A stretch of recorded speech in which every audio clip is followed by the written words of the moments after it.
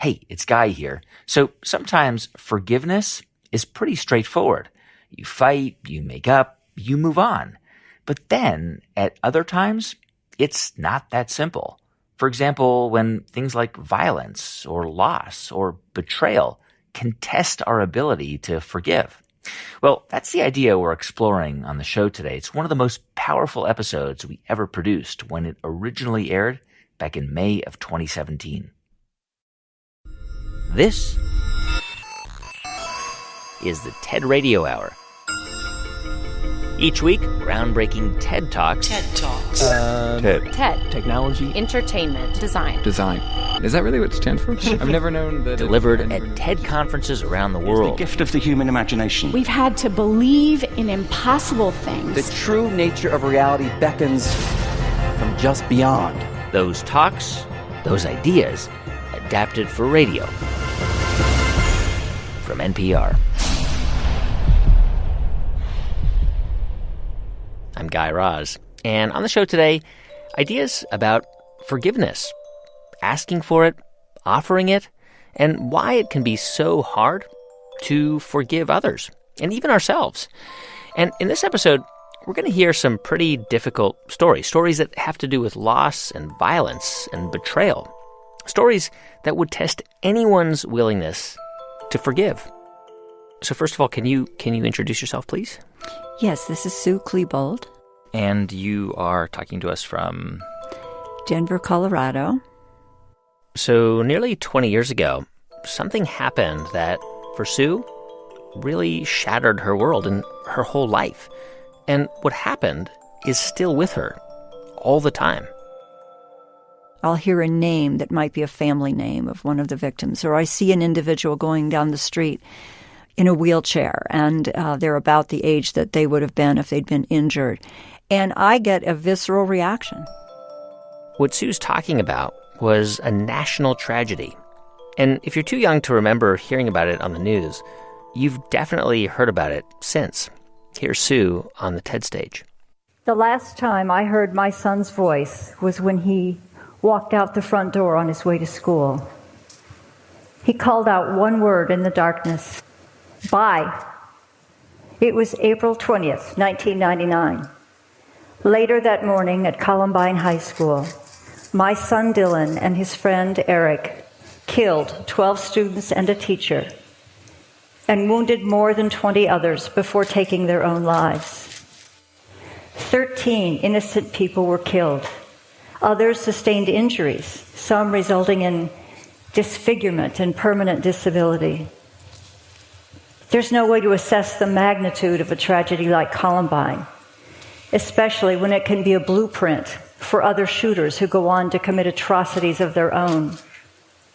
Columbine was a tidal wave, and when the crash ended, it would take years for the community and for society to comprehend its impact.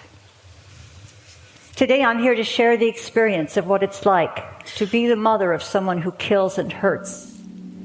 The tragedy convinced me that I failed as a parent, and it's partially this sense of failure that brings me here today. Aside from his father, I was the one person who knew and loved Dylan the most. If anyone could have known what was happening, it should have been me, right? But I didn't know. For many years after the tragedy, did you ask yourself, what could I have done? Did you ask yourself that question all the time? I asked myself that question all the time. I continue to ask myself that question all the time. In my mind, as the mother of someone who took his own life and killed and hurt other people, I feel tremendous guilt. Now, of course, guilt is part of parenting. I don't think I've met any parents that don't feel guilty about something, even if their children turned out just fine. But in this case, I couldn't think of anything I had done to teach him that violence was a solution to any problem. But for me, I have to own this. This is the path of my life. I didn't choose it, but I own it. And there's no way to run away from it. After the Columbine shootings, Sue's entire life unraveled. For years, she and her husband dealt with lawsuits, which forced them into bankruptcy. They eventually split up. In 2001, Sue was diagnosed with breast cancer, and then she began to suffer from extreme anxiety and panic attacks. And all of this while trying to understand and to process what Dylan did. Has forgiveness been something that you've thought a lot about over the years? My synonym for forgiveness is empathy. For me, what forgiveness is, it is the ability to understand and put yourself in the other person's shoes to see what they were thinking, experiencing, and feeling, because the need to forgive disappears once we have understanding. It has helped me to do the research I've done on brain health, to try to understand in my thinking that Dylan didn't merely choose to do this in the same way that you and I would make this decision as we're sitting here talking. Yeah. And if I had to explain suicide to a child, if someone lost an uncle, for example, what we would say to a child is, your uncle became sick in his brain, and he couldn't think the way we think, and because of that, he hurt himself, or in Dylan's case, he hurt other people. And that's sort of the way I've processed this. When I talk about my son's death as a suicide, I'm talking about mental health. And in the same breath, I'm talking about violence. But the last thing I want to do is to contribute to the misunderstanding that already exists around mental illness. Only a very small percent of those who have a mental illness are violent toward other people. But of those who die by suicide, it's estimated that about 75 to maybe more than 90% have a diagnosable mental health condition of some kind. But my son's death was not purely a suicide. It involved mass murder. I wanted to know how his suicidal thinking became homicidal. But research is sparse, and there are no simple answers. Yes, he probably had ongoing depression. He had experienced triggering events at the school that left him feeling debased and humiliated and mad. It was appallingly easy for a 17-year-old boy to buy guns, both legally and illegally, without my permission or knowledge. And somehow, 17 years and many school shootings later, it's still appallingly easy. It has taken me years to try to accept my son's legacy. The cruel behavior that defined the end of his life showed me that he was a completely different person from the one I knew. Afterwards, people asked, "How could you not know? What kind of a mother were you?" I still ask myself those same questions. People would say to me, "Didn't you ever tell Dylan that you loved him? Didn't you, did you ever hug Dylan?" And that would infuriate me. It would infuriate me. And I would say, "Of course I did. I, took his face in my hands and I told him I loved him, with my eyes 8 inches from his." But the truth is, before this had happened to me, I was sort of like everyone else. I believed that, some people were bad or did bad things. And I would certainly, if it was a young person, instantly think that the parents were responsible. I think people are horrified, terrified by the thought that something like this could happen. And I think they had a need to believe that it had to have been something that was done through negligence or poor parenting. And that has helped me a lot to try to understand and cope with when I am attacked, when people are angry with me, when people blame me. It's terrifying to think that we can do our best and do things that are good and right, and something as horrible as this can still happen. As a parent, do you struggle with the idea of forgiving yourself? That's the hardest part. That if there's anything that I still struggle with, it's that. I don't think you can lose a child to suicide and not look back and wish you had done something differently to save them. And the other question, of course, I have dealt with is the concept of whether or not people forgive me. And, in my heart, I think I tried in every way to love my son, to raise him. I did not know if there were magic words that could have been said, if there were interventions that could have been made. At the time, I did the best I could do for him because of him, because I loved him, and I would not want him to come to any harm under any circumstances. How have you interacted with families who were affected by the tragedy? Do you have any interaction with any of them? I do. This has always been one of the most difficult things that I've had to deal with. Because right from the beginning, I wanted to connect. I wrote letters to the families. We made a public apology in the newspaper. But honestly, there's no rule book for how to do this. All of the families, everybody was different. Everyone was an individual. And even in one family, their reactions to this tragedy would be different. I didn't want to re-traumatize people. But over the years, a few of the family members, and I will say individuals from families, no entire families, but the individuals have reached out to me. And we've developed a relationship. And it's been, from my perspective, wonderful and healing, I think, for both of us. I know that I will live with this tragedy for the rest of my life. I know that in the minds of many, what I lost can't compare to what the other families lost. I know my struggle doesn't make theirs any easier. But here's something I've learned. If love were enough to stop someone who was suicidal from hurting themselves, suicides would hardly ever happen. But love is not enough. I've learned that no matter how much we want to believe we cannot know or control everything our loved ones think and feel. And the stubborn belief that we are somehow different, that someone we love would never think of hurting themselves or someone else, can cause us to miss what's hidden in plain sight. And if worst-case scenarios do come to pass, we'll have to learn to forgive ourselves for not knowing, or for not asking the right questions, or not finding the right treatment. In the end, what I know comes down to this.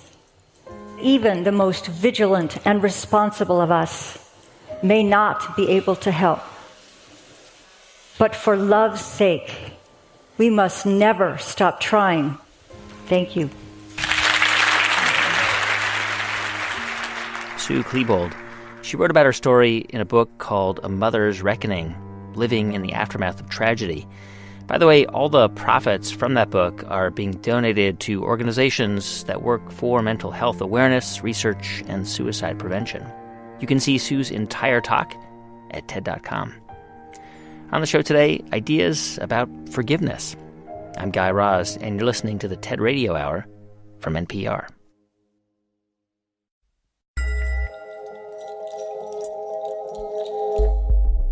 Hey everyone, just a quick thanks to two of our sponsors who help make this podcast possible. First, to E-Trade. Are you ready to make moves with your money? Invest with E-Trade and you'll see how simple investing can be. No matter your level of experience, E-Trade's easy-to-use platform keeps you in the know about your money every step of the way. But it's not just their platform that sets them apart. E-Trade has the people to offer guidance and support to make your money work hard for you. For more information, visit eTrade.com/NPR. E-Trade Securities, LLC, member FINRA SIPC. Thanks also to ZipRecruiter. You know what's smart? Kicking 2019 off by determining which roles your business needs to hire for. And when you're ready to hire, ZipRecruiter can help. Their technology finds the right people for you and actively invites them to apply. That's why ZipRecruiter is rated #1 by employers in the U.S. based on hiring sites with over 1,000 reviews on Trustpilot. NPR listeners can try ZipRecruiter for free at ZipRecruiter.com/hour.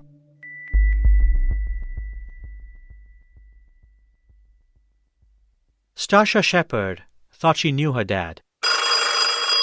But then one day, a stranger called their home. The phone is in my ear and he's saying, "Your father's a crook. Did you know that?" The story of a fallen hero and the mysterious obsession that drove him for decades. This week on Hidden Brain. It's the TED Radio Hour from NPR. I'm Guy Raz. And on the show today, forgiveness. Ideas about its power and when to forgive yourself and whether you should forgive others. Sorry about that, Tom, if that was in your ears. Oh, that's all right. I'm awake now. Okay. Thordis? Hello? This is Thordis Elva in Stockholm, Sweden. Hello? Hello, Thordis. I can hear you also. Can anybody hear me? I can hear an echo of myself now. And Tom Stranger.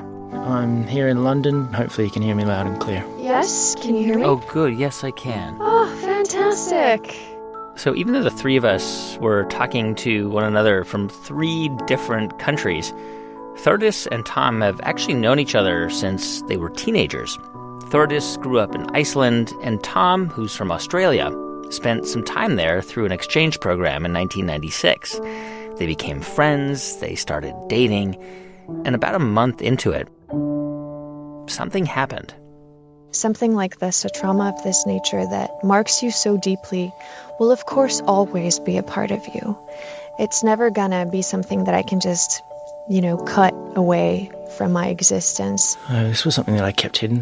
This is something that I wasn't willing to share with anyone for a long time. Thordis Elva and Tom Stranger tell their story from the TED stage. And just a quick warning, this talk does include some graphic language and descriptions of sexual violence. I was 16 and in love for the first time. Going together to the Christmas dance was a public confirmation of our relationship, and I felt like the luckiest girl in the world. No longer a child, but a young woman.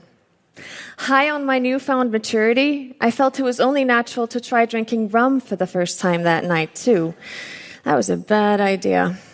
I became very ill, drifting in and out of consciousness in between spasms of convulsive vomiting, and the security guards wanted to call me an ambulance. But Tom acted as my knight in shining armor and told them he'd take me home. It was like a fairy tale, his strong arms around me, laying me in the safety of my bed. But the gratitude that I felt towards him soon turned to horror as he proceeded to take off my clothes and get on top of me. My head had cleared up, but my body was still too weak to fight back, and the pain was blinding. I thought I'd be severed in 2. In order to stay sane, I silently counted the seconds on my alarm clock.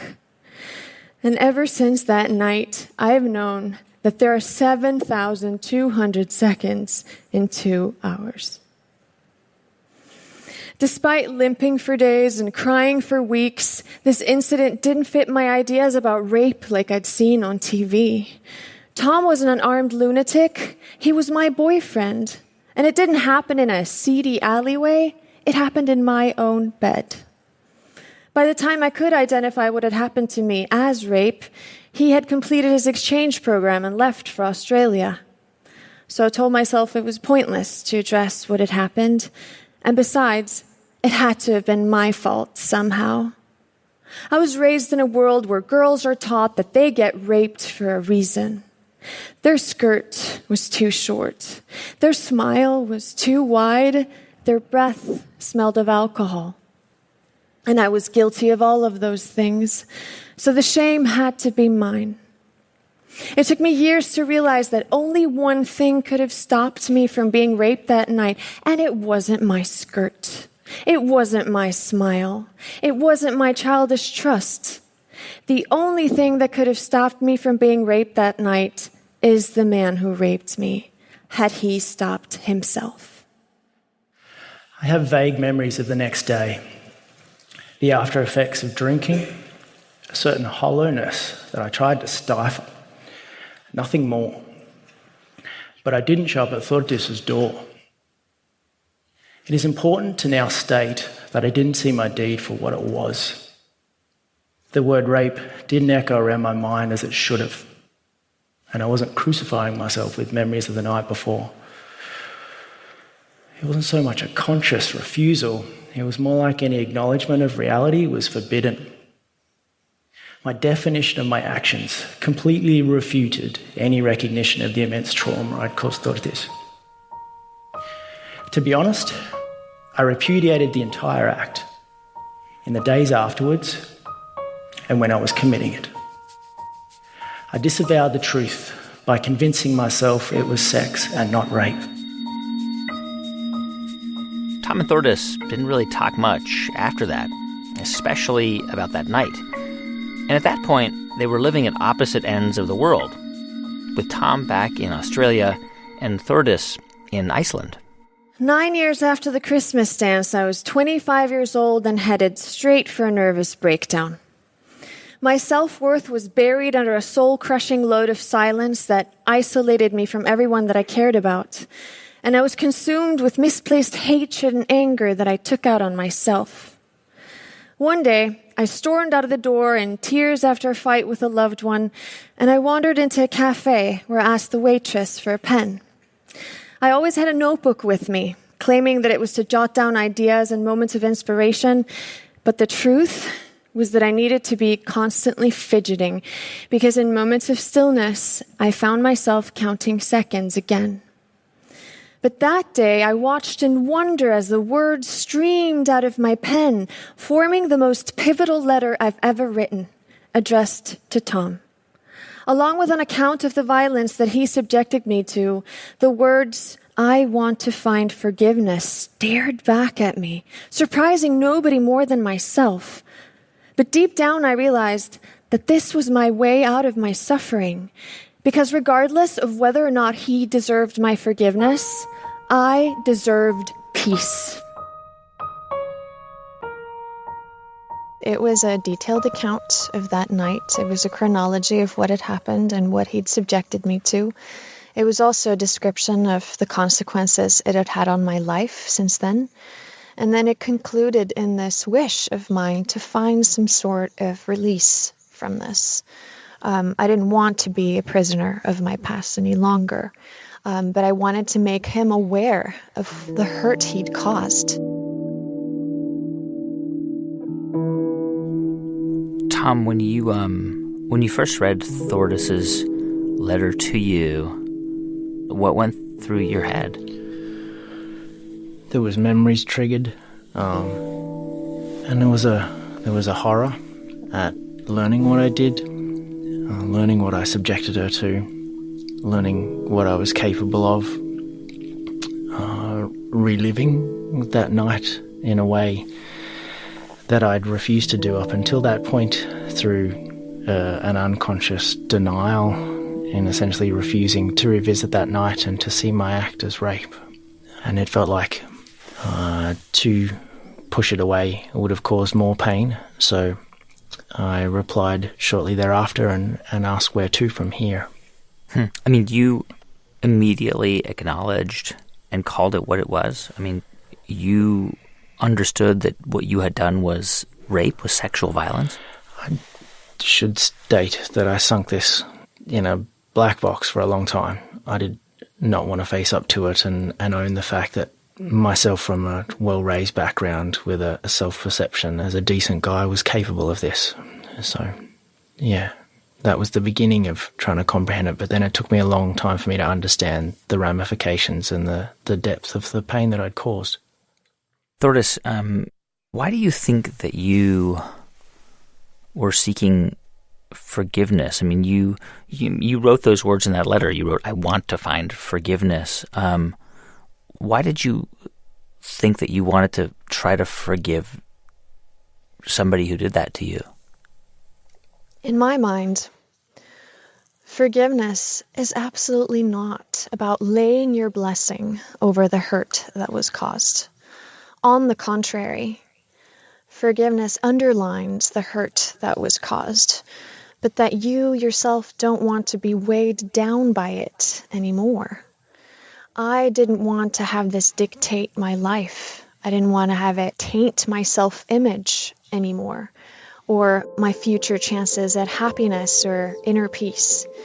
So for me, forgiveness is not something sacrificial that you give to someone else. It's very much an act of self-interest and an act of self-empowerment. And first and foremost, release. Release from negative emotions that, in my case, were very emotionally taxing and were taking a toll on all of my relationships and also on my own well-being. But I also want to make it clear that I do understand people that find other emotions empowering, such as anger. For some people, lingering in anger is a place where they feel empowered. Yeah. So this is very much a personal, individual kind of connection that people have with these concepts, whether it's forgiveness or anger or reconciliation or revenge. Any of these are highly personal concepts. During their correspondence, Tom wrote to Thordis that he thought he should be punished. But by that time, the statute of limitations for this crime had passed in Iceland because in 1996, having non-consensual sex with someone who is unable to fight back wasn't even classified as rape. It was classified as a form of sexual misconduct. It felt like the only right way, amongst a lot of wrong, was for me to do time in jail. You know, and in me speaking to this, I certainly don't want to sanitise the act. I don't want to even be seen as rewarded in any way for simply admitting publicly to what I did. It's a case of I completely believe that taking responsibility for hurt you've caused should be a natural course of action. But even after writing back and forth with Tom for years, and in a way moving on with her own life by getting married and having a child, Thordis still felt that she needed something more. I had stated the things I wanted to state and asked the questions that I wanted to ask, and I still didn't feel entirely fulfilled in a sense. And I realized the writing format is, after all, silent. So Thordis proposed an idea. Meet face-to-face with Tom halfway between Iceland and Australia. And we decided upon the city of Cape Town, and there we met for 1 week. The city itself proved to be a stunningly powerful environment to focus on reconciliation and forgiveness. Nowhere else is healing and rapprochement being tested like it has in South Africa. As a nation, South Africa sought to sit within the truth of its past and to listen to the details of its history. Knowing this only magnified the effect that Cape Town had on us. Over the course of this week, we literally spoke our life stories to each other, from start to finish. When you saw Tom in Cape Town, what did you do? Did you shake his hand? Did you hug him? Did you just sort of keep your distance and say hello? How did you respond to him when you saw him? Well, the whole idea was, of course, ridden with doubt. I mean, I had multiple doubts along the way. I had nobody's footsteps to follow in. This was, in very many ways, a scary, but I felt also a necessary step for me to take. And when I say scary, I don't mean in the sense that I was afraid of Tom. I would never have undertaken this journey if I would have thought that it posed a risk to my physical safety. But it was scary to face up to some of the pain of the past and to try and set myself free from it, and thinking that it might not work, it might not be successful in the way that I'm hoping.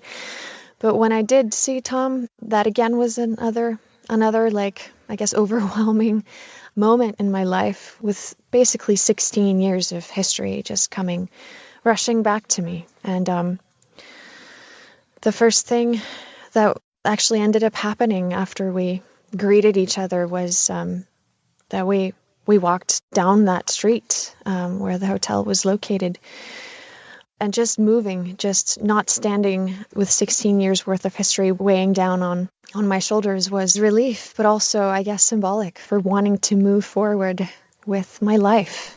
Were there moments during that week in Cape Town where you thought maybe this is a mistake? Yes, there were such times.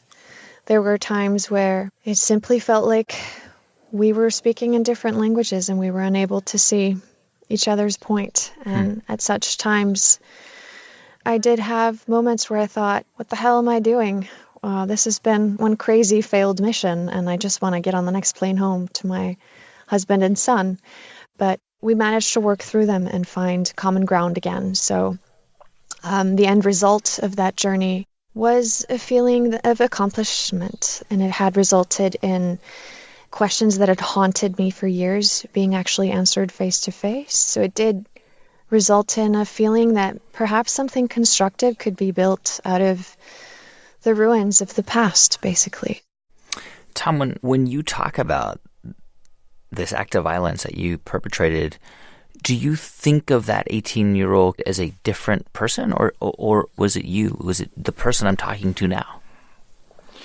No, there's no disassociation with 18-year-old Tom. There's been an excavation of my mind space that night and trying to understand who I was, what influences were around me. I wasn't impervious to influences from whether it be media, whether it be peer group, whether it be the culture that I grew up in and notions of Australian masculinity. I've tried to understand the environment that I grew up in to locate where this misconception and where these attitudes came from and what drove my behaviour that night. But it's a very fine line to walk, because it is undeniable that I made choices that night and that there was agency and that I made decisions. So I don't want to give too much weight, I guess, to external factors or influences.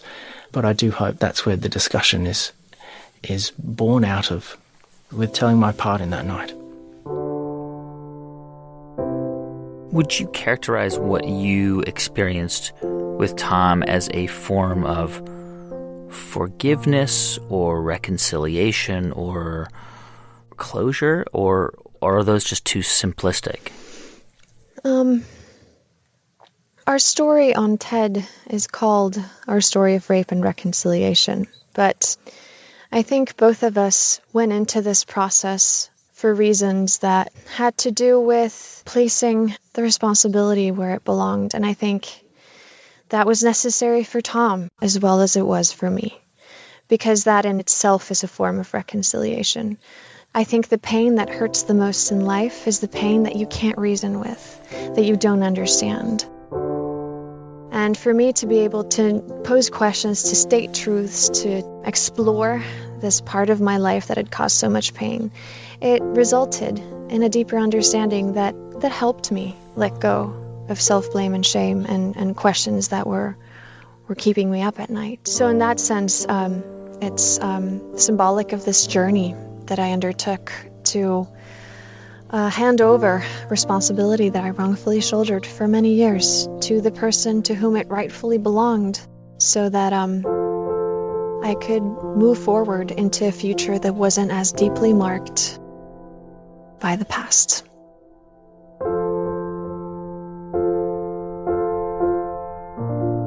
Thor de Silva and Tom Stranger. They wrote about their story in a book called South of Forgiveness, a true story of rape and responsibility. Tom, by the way, will be donating all of his profits from the book to a women's shelter in Reykjavik, Iceland. You can see their full talk at TED.com. On the show today, ideas about forgiveness, and in a moment, why it could be the key to happiness. I'm Guy Raz, and you're listening to the TED Radio Hour from NPR.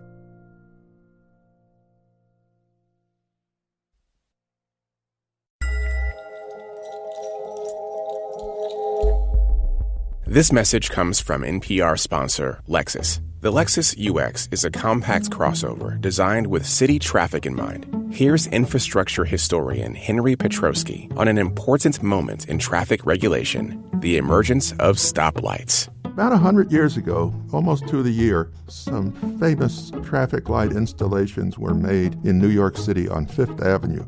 And these traffic lights were put up on towers that were sitting in the middle of the street. But of course, you can see immediately that, okay, it might help regulate traffic, but it blocks traffic at the same time because the tower has to sit on the road.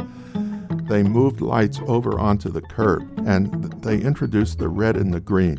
And it was just a two-light system. That system stayed in place for quite a while, as do most of these things. These things evolve. They don't come fully formed. Inspired by modern cities and architecture, the size and tight turning radius of the Lexus UX helps drivers navigate narrow streets and sharp corners with confidence. Visit lexus.com/UX for more. And before we get back to the show, I want to tell you about another show that I happen to host. It's called How I Built This. And every week, I speak with founders behind some of the most incredible companies about how they did it. You can find it on NPR One or wherever you get your podcasts.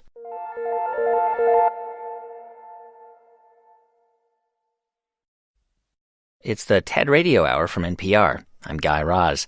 And on the show today, ideas about forgiveness, which is something that on the surface seems like it should be kind of simple, right? You have a fight, you come together, you talk about it, one person or maybe both of you says sorry, and then you move on. Oh, in the best of all worlds, that's the way it would happen. Sadly, that's not the way it usually happens. This is Elizabeth Lesser. She's written several books about spirituality and healing. And Elizabeth says part of the process of healing begins with forgiveness. If someone were to say to you, what's the point? Why should I even bother forgiving someone? What would you say? I would say, what do you want in your life? What do you want in your relationships? And if you say, I'd like them to be harmonious, I'd like them to be free, I'd like not to be in a state of blame all the time or shame. If you answer like that, then I would say, look at what's unforgiven. Look at where you know you did wrong and you would like to go to that person and say, I'm sorry, can we start over? If you want to have a happier life, I would say, practice forgiveness.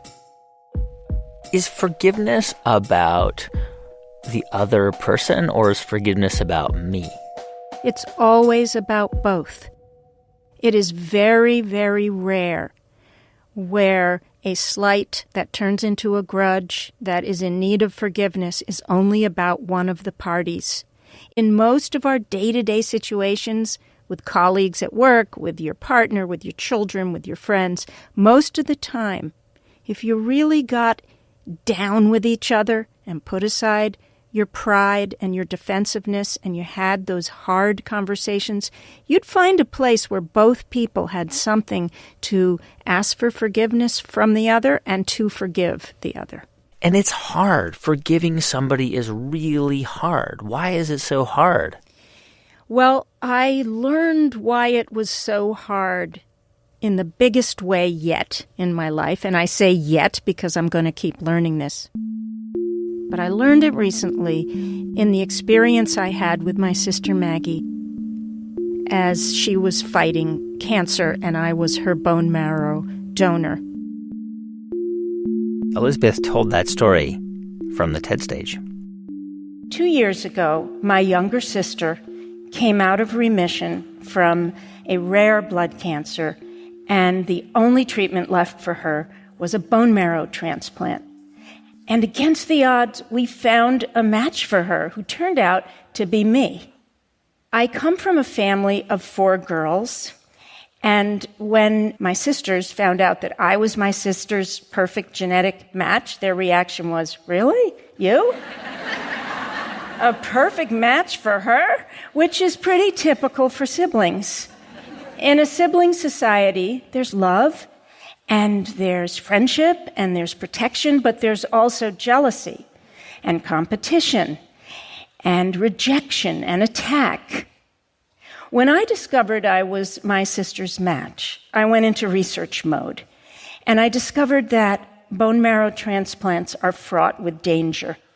If my sister made it through the near-lethal chemotherapy, she still would face other challenges.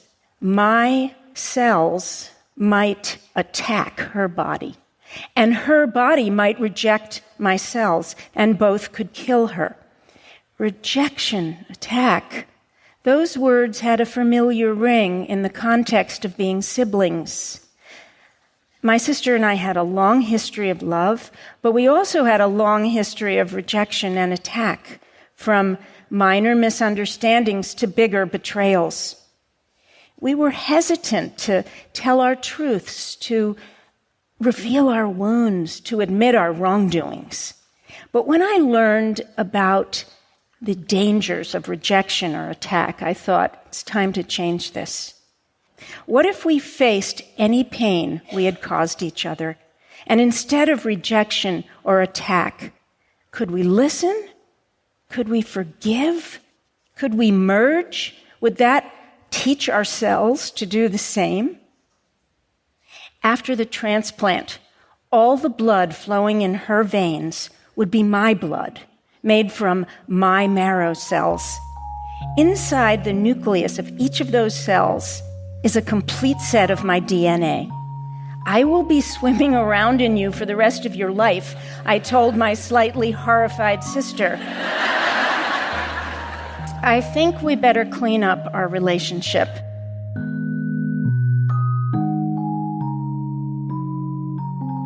Can you tell me about your sister, about Maggie? What was she like? My sister was the one in the family who everybody loved. She's just a completely creative, funny, live wire of a tiny person. She was under 5 feet and just a little thing, but full of energy and brilliance and humor. And she was tough. You know, sometimes people who are really small get really tough. So she had like a foul mouth at the age of like 5 and wouldn't let anybody think she was cute. And she became a nurse practitioner who took care of the rural poor in Vermont. And she was a farmer. And she raised her own food and she slaughtered her own animals. And she also was a brilliant artist, very talented, very funny, and kept everything inside. What happened with your relationship? Was there like a break, or was it just that you guys grew apart? Was there what created the resentment between you? Well, one of the things that created the resentment between us is that we were siblings. I've never met any sibling who doesn't have both a loving and a real conflictual thing going on. But the real split came when we were in our 30s and 40s, when I went through a very difficult period in my life when I got divorced, and Maggie rejected me. She turned away from me, and I never understood why. And our children were cousins and loved each other, and even though we would visit, there was a real rift between us. And I never bothered to say, what is going on? I want more from you. What happened? And she never bothered to explain herself.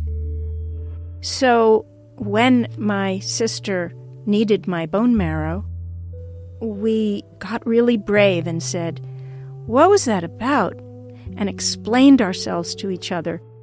I found out things that had been going on in my sister's life with her own marriage that were so tragic, and she was too afraid to tell me, and she was too afraid to be around me because she thought if she followed my lead, she would have to make the same changes in her own marriage, and she was terrified and afraid. So it was easier for her just to cut me out. Wow. So how did it work? I mean, how did you go about trying to fix your relationship? Before I had my bone marrow harvested, we actually went to a therapist several times. For me, that seemed like the natural thing to do because I'm such a psychotherapeutic person. For my sister, it was really out of the box of what she normally does. She's like more of get over it, go take a walk, like she thinks a lot of what I do and think about is somewhat self-indulgent. But we both met in the middle where we found a way to talk to each other, where we both could listen and we both could understand and get down to the marrow of who each of us really were. After the transplant, we began to spend more and more time together. It was as if we were little girls again. We looked at and released years of stories and assumptions about each other, and blame and shame, until all that was left was love. I left the hamster wheel of work and life to join my sister on that lonely island of illness and healing. We spent months together in the isolation unit, in the hospital, and in her home. My sister said that the year after transplant was the best year of her life, which was surprising. She suffered so much, but she said life never tasted as sweet, and that because of the soul-bearing and the truth-telling we had done with each other, she became more unapologetically herself with everyone. She said things she'd always needed to say. She did things she always wanted to do. The same happened for me. I became braver about being authentic with the people in my life.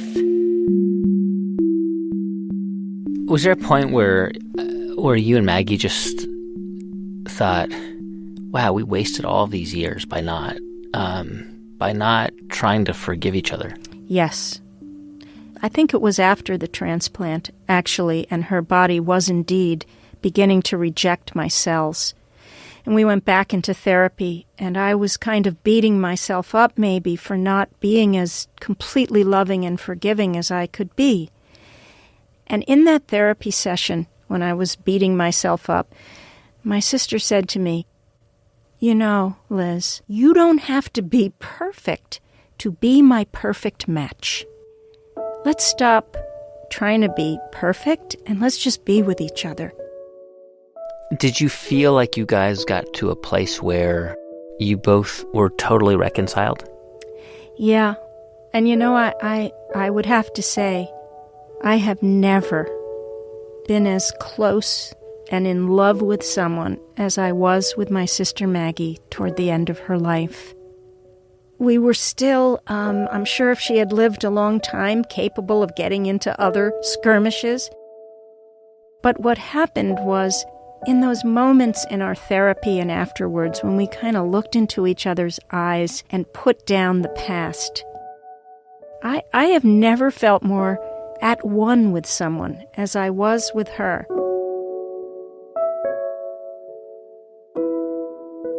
After that best year of my sister's life, the cancer came roaring back.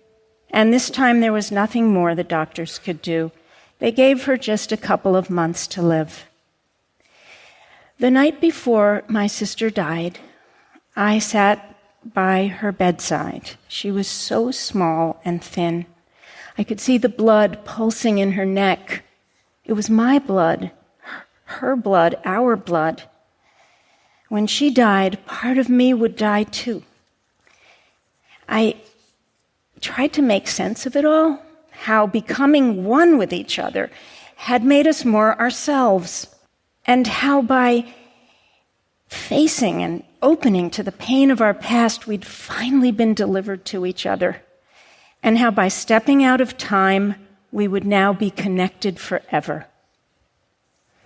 My sister left me with so many things, and I'm going to leave you now with just one of them. You don't have to wait for a life or death situation to clean up the relationships that matter to you, to offer the marrow of your soul, and to seek it in another. We can all do this. We can be the one to take the first courageous step toward the other, and to do something or to try to do something other than rejection or attack. We can do this with our siblings and our mates and our friends and our colleagues. We can do this with the disconnection and the discord all around us.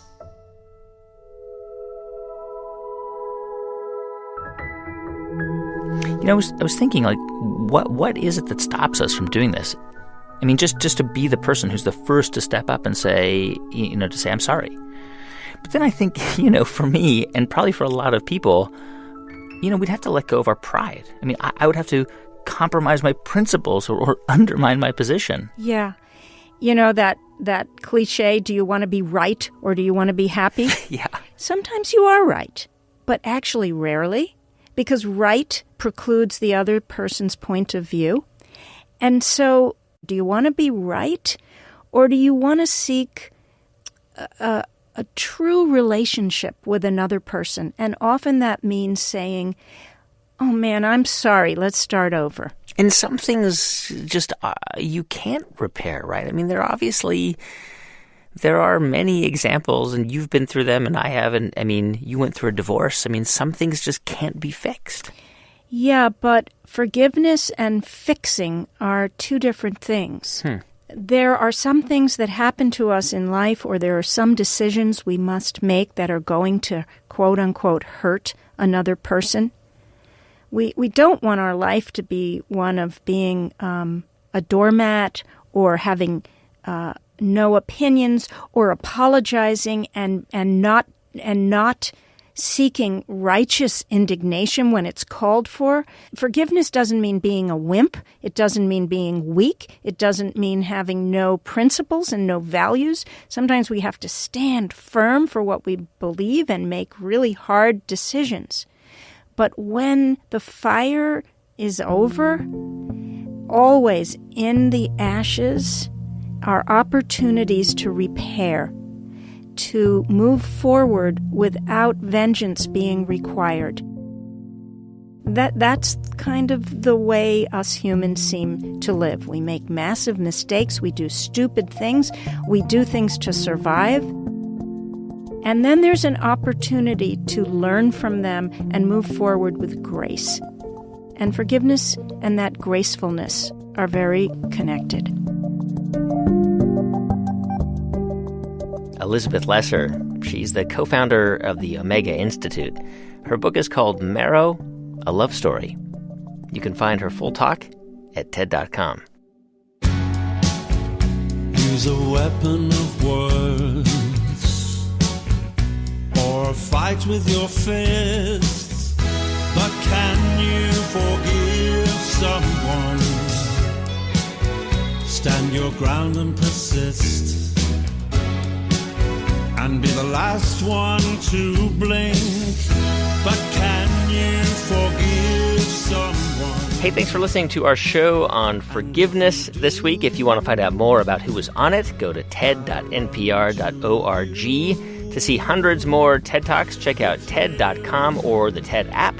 Our production staff at NPR includes Jeff Rogers, Sanaz Meshkinpour, Janae West, Neva Grant, Rund Abdel Fattah, Casey Herman, and Rachel Faulkner, with help from Ramteen Arablouei, Thomas Liu, and Daniel Shukin. Our partners at TED are Chris Anderson, Kelly Stetzel, Anna Phelan, and Janet Lee. If you want to let us know what you think about the show, you can write us at tedradiohour@npr.org. I'm Guy Raz, and you've been listening to Ideas Worth Spreading right here on the TED Radio Hour from NPR. And then recall if